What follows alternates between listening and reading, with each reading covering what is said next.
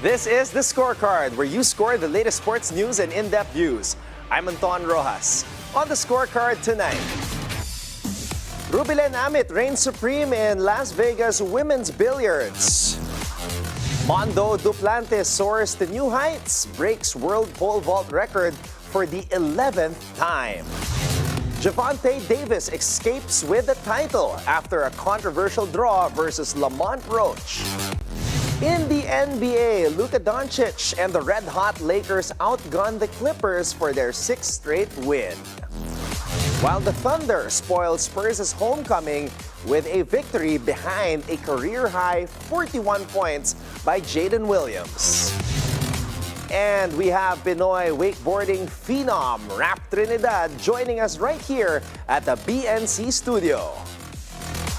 All the headlines and more on the Scorecard tonight, the 3rd of March. Now, here's our roundup. Filipina pool star Rubilen Amit delivered another masterclass performance, capturing the Camwy Las Vegas Women's Open title after taking down China's Han Yu in the final 3-1, 4-2, 4-1, 3-4, 4-2 at the Rio All-Suite Hotel on Sunday, Manila time.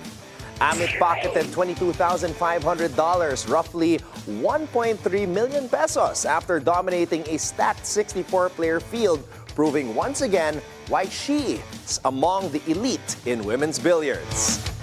The victory completed a double celebration for the 43-year-old Q Queen, who earlier bagged the Women's Challenge of Champions crown and an additional $15,000 or nearly 870,000 pesos after defeating Russia's Kristina Kach.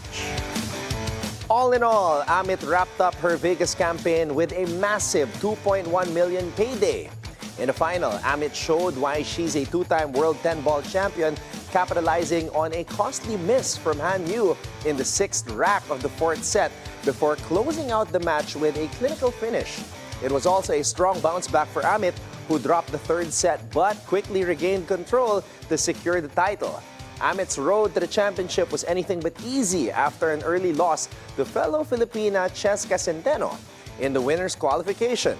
She fired off 5 straight wins, taking down Indonesia's Silviana Liu, Britain's Kelly Fisher, Taiwan's Wang Wanling, Austria's Jasmine Oshan, and finally Han Yu to seal the deal.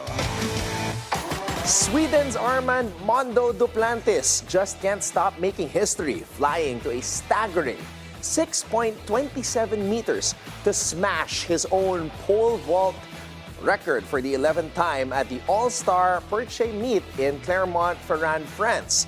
The 2-time Olympic and world champion didn't waste any time, clearing the record height on his first attempt, surpassing his previous best of 6.26 meters set in Silesia last August and igniting fireworks that lit up the arena in celebration. And just to add to his big day, the 25-year-old Duplantis also dropped his first ever song called Bop under his nickname Mondo, which he said was the perfect track for his record jump. Since 2020, Duplantis has been raising the bar, literally breaking the world record by just a centimeter each time, including 4 times in just the last 11 months. Before Mondo's dominance, France's Renaud Lavillenie held the record at 6.16 meters back in 2014. But now, it is clear that this era belongs to Duplantis, and at this rate, who knows how high he'll go next. In boxing, Brooklyn expected another show-stopping night from Gervonta Tank Davis, but instead got a controversial ending that left fans booing and questions flying out. Davis retained his WBA lightweight title Saturday night, but not without drama after fighting to a majority draw against a determined Lamont Roach in a fight many thought Roach deserved to win. The biggest moment came in round 9 when Davis went down on one knee, claiming grease from his fresh haircut got in his eye. While his corner quickly wiped him down, the referee didn't rule it a knockdown, a decision that may have changed everything. Roach, who came in as the underdog but fought like a champion, wasn't buying the excuse. According to the rules, anytime a fighter's knee touches the canvas, it should be considered a knockdown. But referee Steve Willis let it slide, leaving Roach and boxing fans alike wondering what just happened. Despite the odds stacked against him, Roach made it a close technical fight, outlanding Davis in total punches and landing some clean shots. And the show it was. Just not the one the sellout crowd of over 19,000 expected. From cheers to boos, the night ended in confusion and controversy. In the NBA, Luka Doncic put on a show, leading the surging Los Angeles Lakers past the Clippers 108-102 for their sixth straight victory at the Crypto.com Arena. From deep threes over defenders to trash talk aimed at the Clippers' bench, Doncic was unstoppable, finishing with 29 points, 6 rebounds, and 9 assists. Exactly the performance the Lakers needed, with key players Austin Reeves, Rui Hachimura, and Jordan Goodwin sidelined. The Lakers, now 38-21 and second in the West, relied on Doncic's brilliance and a clutch corner three from LeBron James, who finished just shy of a milestone with 17 points. 1 point short of reaching 50,000 career points across the regular season and playoffs. Dorian Finney-Smith also made his presence felt with a game-best plus 24 rating, helping the Lakers hold off a late Clippers rally led by Kawhi Leonard's 33-point outburst. The Clippers, 32-28, cut a 21-point deficit down to 5 in the final minutes, but the Lakers' poise and defense sealed the win, keeping their red-hot streak alive and securing bragging rights in the season series 3-1. Meanwhile, Jalen Williams exploded for a career-high 41 points. Shai Gilgeous-Alexander added 31. And the Oklahoma City Thunder took down the San Antonio Spurs 146-132, spoiling the Spurs' return home after a dramatic road trip. Oklahoma City, now 49-11, secured its third straight win and moved just one game behind Cleveland for the best record in the NBA. Rookie Stephon Castle led San Antonio with 32 points, but the Spurs have now dropped 5 of their last 6. After a month away from Frostbank Center, which included trading for De'Aaron Fox, losing Victor Wembanyama for the season, and Greg Popovich announcing that he won't return as head coach this year, the Spurs fought hard but could not contain the Thunder. Tensions boiled over in the third quarter when Kenrick Williams, Lou Dort, and Julian Champagny were all ejected after a heated altercation after taking an elbow from Champagny. Williams responded by grabbing his jersey, sparking a scuffle that quickly drew in both teams. While no punches were thrown, officials quickly stepped in to control the situation. Jeremy Sohan added 17 points for the Spurs while Fox finished with 20. But it wasn't enough to slow down the red-hot Thunder. And here's your daily dose of sports lingo. Did you know pole vaulters don't just jump blindly? How do they plan which heights to clear during a competition? In pole vault, athletes rely on a vault card, a strategic list of heights they plan to attempt during the competition. Now, before the event, vaulters or their coaches choose opening heights and jump progression, balancing confidence, energy, and risk. Some skip lower heights to conserve energy, but that means fewer chances to adjust. Start too low and they might burn out before reaching personal records. The vault card helps manage attempts, stamina, and strategy with adjustments allowed as the event unfolds, making it a crucial tool in chasing victory or personal bests. So, next time you watch a pole vault event, keep an eye on the vault card. It's not just about clearing bars, it's about playing the perfect strategy. It's time for our off-court buzzer. Just as the Valorant Masters Bangkok heated up, Riot Games unveiled its newest agent, Waylay, a Thai-born duelist ready to shake up the meta. Making her first appearance in an exhibition match between Team Thailand and Team International, Waylay impressed fans with her high-speed, high-impact playstyle, becoming the game's first entry duelist in 5 years. Waylay's kit is built for momentum with abilities like refract for quick escapes, light speed for double dashes, and saturate to slow enemies, all tied to a new debuff called hindering that cuts opponents' speed and fire rate. Off the show match, the crowd turned back to the main event where G2 outlasted T1 in a thrilling 5-map series to claim the year's first international trophy. Waylay officially joins the game on March 5 with Season 2025 Act 2. And that's our roundup for tonight, the 3rd of March. When we return, get to know Pinoy wakeboarding phenom Raph Trinidad. Watch out for that when we return right here on The Scorecard.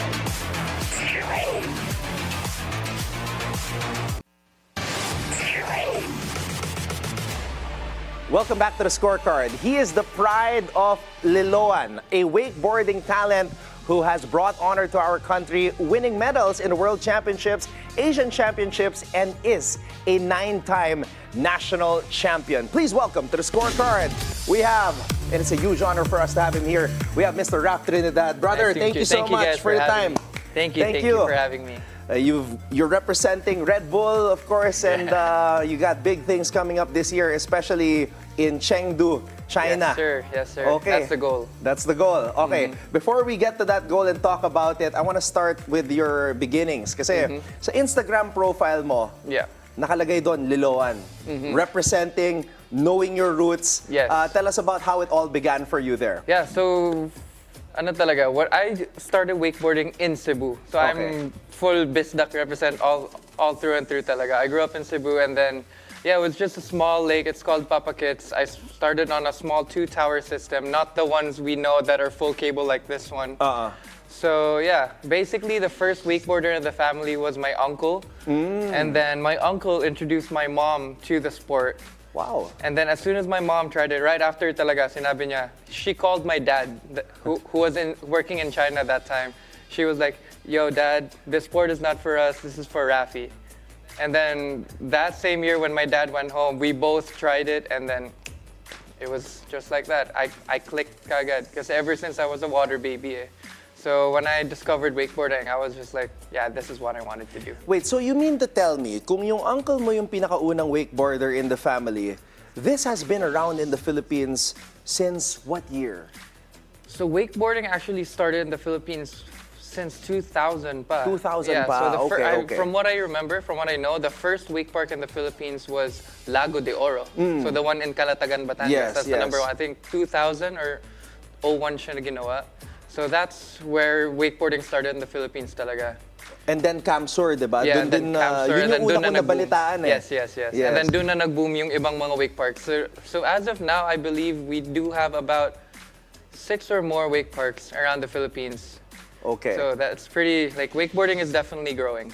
All right. I want to ask you about, because when I watch your highlights, when I see these things and you're doing all these flips and you're doing this over and over and over again, as a kid, how did you develop yung no fear mentality? Kasi, I mean, you have to have dexterity, you have to have endurance and strength. Paano mo na-develop yung mindset na, ay, dapat hindi ako matakot dito? I understand. When it comes to every sport naman talaga, no, hindi talaga automatic na, I want to do this, you get this eh.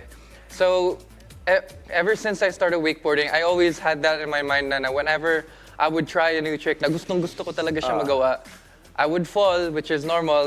Nandun na yung saying na when it comes to every sport, no pain, no gain. And I always have this quote in mind na, if you fall 7 times, get back up 8 times. So, bale, never ever give up. Even though I got pretty banged up trying this trick, I just take a breather, go back out there on the water and try it again, land it, and it's the best feeling in the world. You're 23 years old right now. What age did you say to yourself or realize that, hey, I can compete internationally? I think it definitely was when I was 17, turning 18. I think that was for me the turning point, because a lot of the riders in the Philippine wakeboarding community, when they saw me grow up wakeboarding, that's when they told me talaga na I had the potential to compete on the international stage.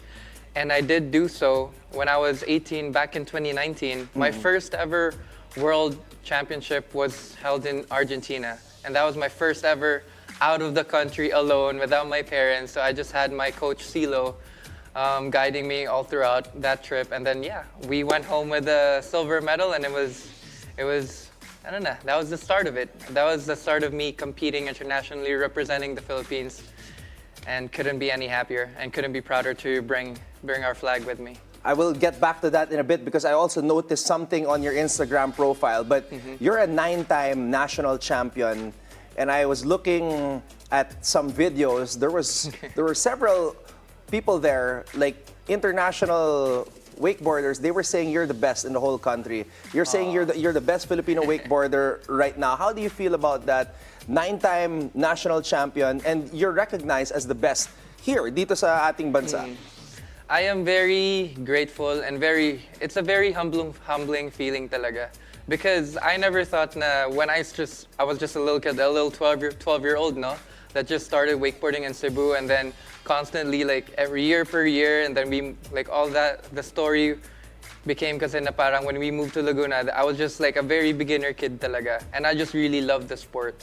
So to grow into what I am today and to be recognized not just by the whole Philippine wakeboarding community, but also like from other riders and other parts of the world, it's really an honor, and I'm really grateful to everyone that's been part of my journey. And now you're taking your talents international. Well, you have been doing that already, but taking it to a different level, because you were telling me before we started this interview, you're now based in Orlando, Florida.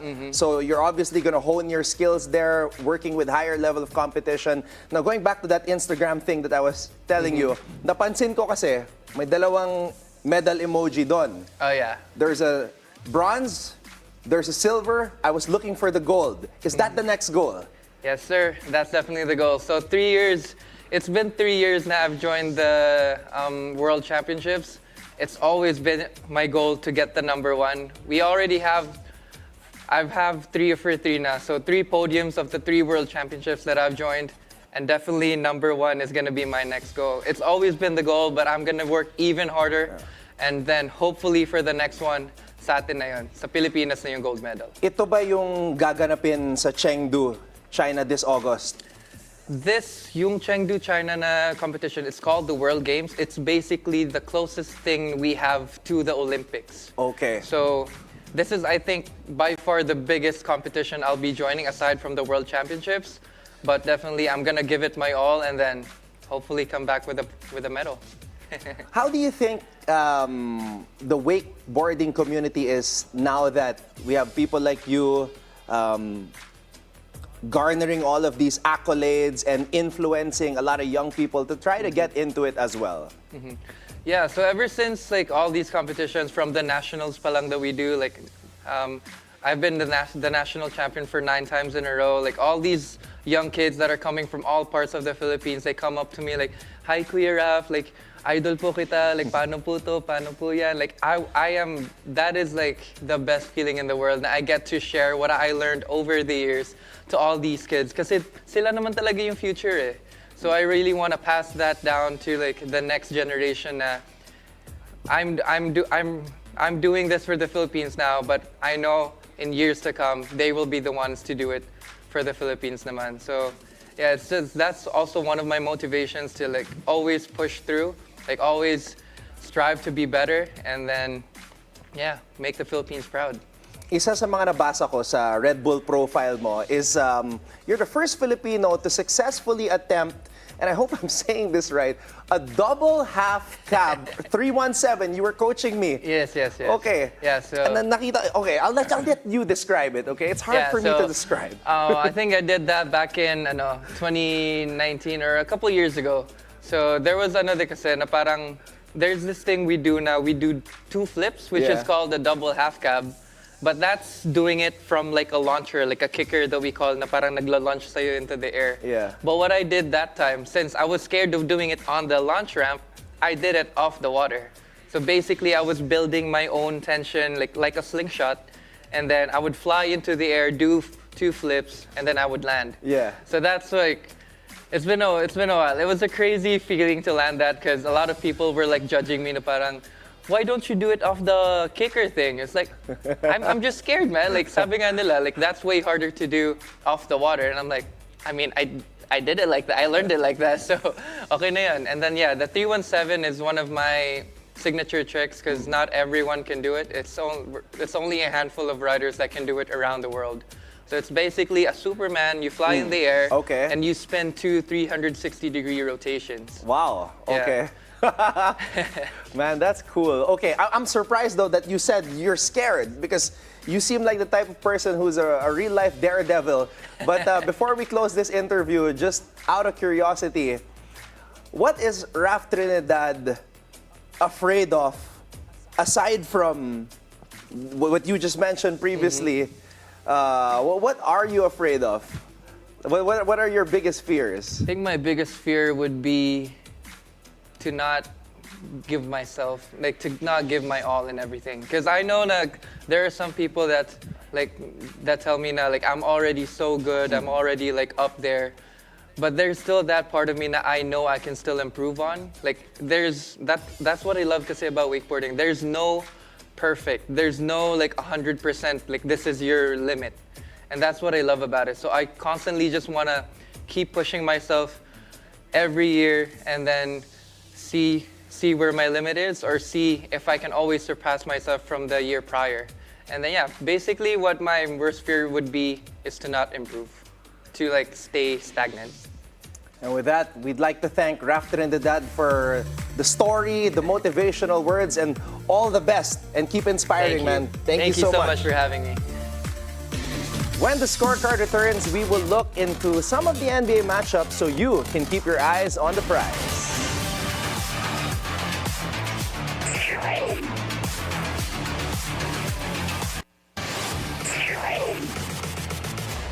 Welcome back to the scorecard. It's time to keep your eyes on the prize.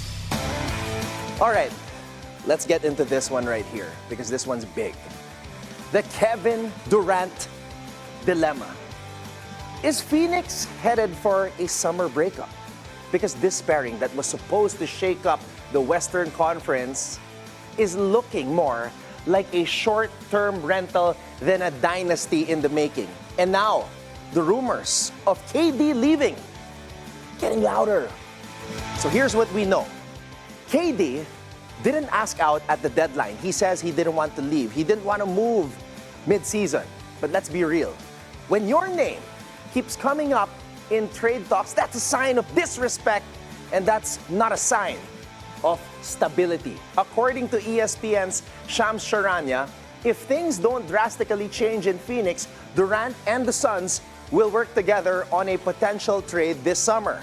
So ano ba nangyari? On paper, nakakatakot itong kupunan na to. You've got Devin Booker in his prime. Bradley Beal is the third scorer.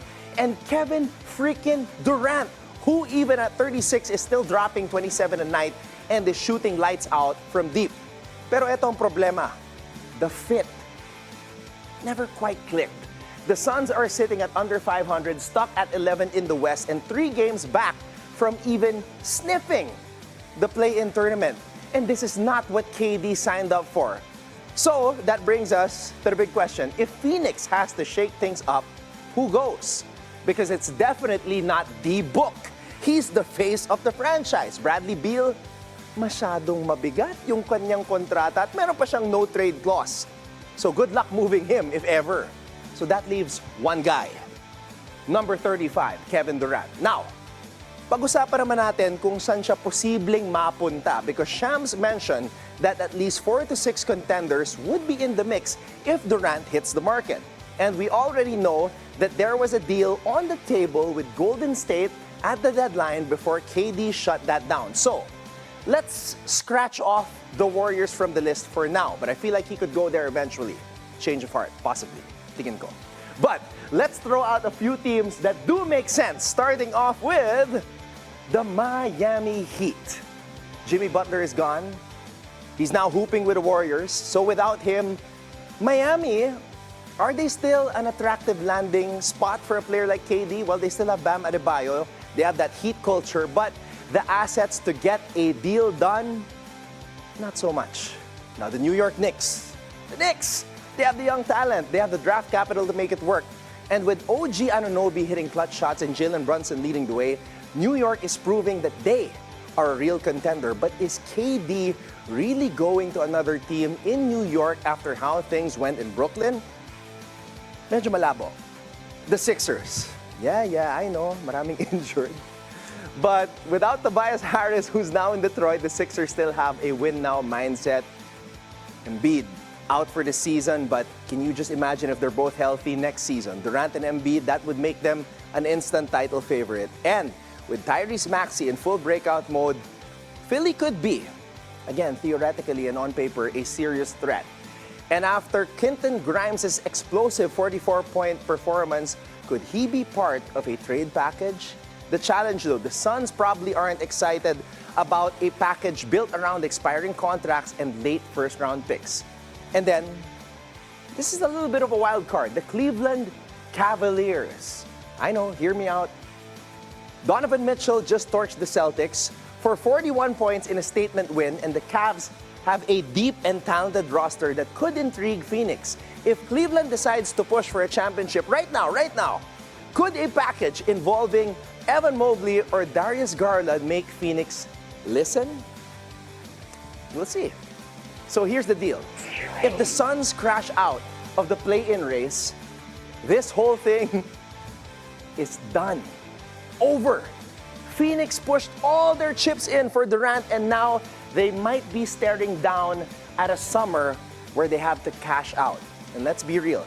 Does KD want to spend his late 30s in a situation where the best case scenario is fighting for a 7th seed? That's a no shot. And if the Suns cannot figure this out, the breakup is coming. It's not if, it's when. And when that happens, buckle up, because the KD sweepstakes are about to go insane. And that wraps up tonight's preview. Stay locked in and keep your eyes on the prize. Before we go, think on this. From a 7-time F1 champion who holds records for most wins, poles, and podiums, Sir Lewis Hamilton, he once said, "I'm focused on one thing, and that's winning." And with that, thank you for joining us tonight. We'll see you tomorrow on the Scorecard, where sports is our business and business is our sport, right here on the Bilyonaryo News Channel. This has been Anton Roxas. Have a blessed evening, everybody. Good night.